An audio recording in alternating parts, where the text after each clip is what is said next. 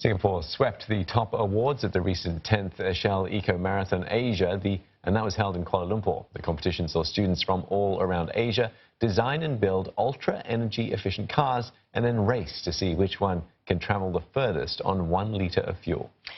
So Nanyang Technological University's team topped the urban concept hydrogen category, setting a competition record of 94 kilometers per cubic meter. The team also won the Drivers' World Championship qualifiers in a close finish, the first time ever for a Singapore team. And for more, we're joined by the team's manager, Palaniapan Arunachalam, and mechanical lead, Felix Yong Tingrui. Thanks, you guys, for coming in. Arun, tell us firstly about the design of the car, which I understand has a bit of inspired by an insect, is that right? Yes, correct. It's the beetle. So I would like to first start off saying that hydrogen, when you talk about Shell Eco Marathon, their prime importance is about efficiency. And when I say efficiency, meaning like how far could our car travel within the least amount of hydrogen use.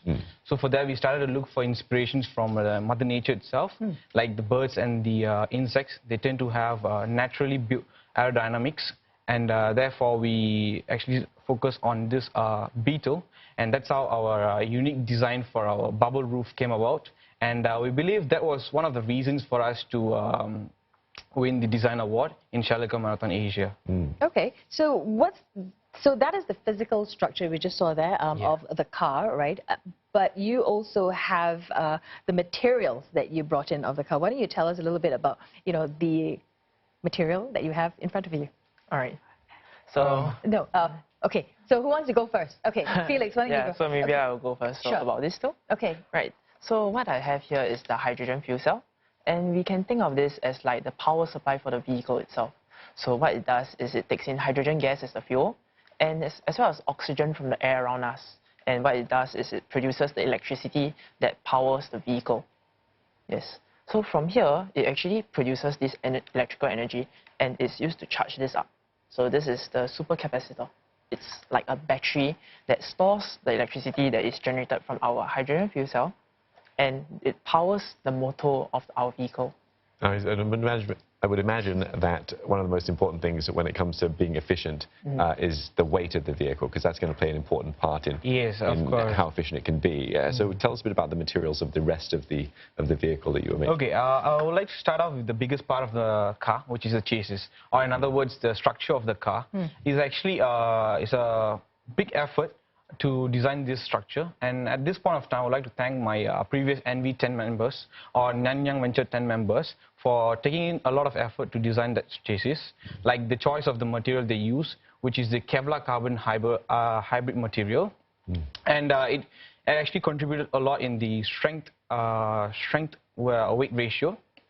And another interesting point that I will point out is that these Kevlar materials are used in making bulletproof vests.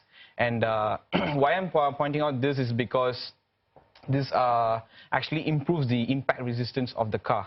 Like, because in Shell Eco Marathon, most of the cars are traveling at an average speed about 25 to 30 kilometers. And if there's going to be any collisions, right, that could be actually damaging. So we needed a structure that could actually withstand such impacts. Therefore, we choose Kevlar carbon fiber, and there are other things as well. Okay, well, we understand that, as a team, you guys were very, very coordinated for this race.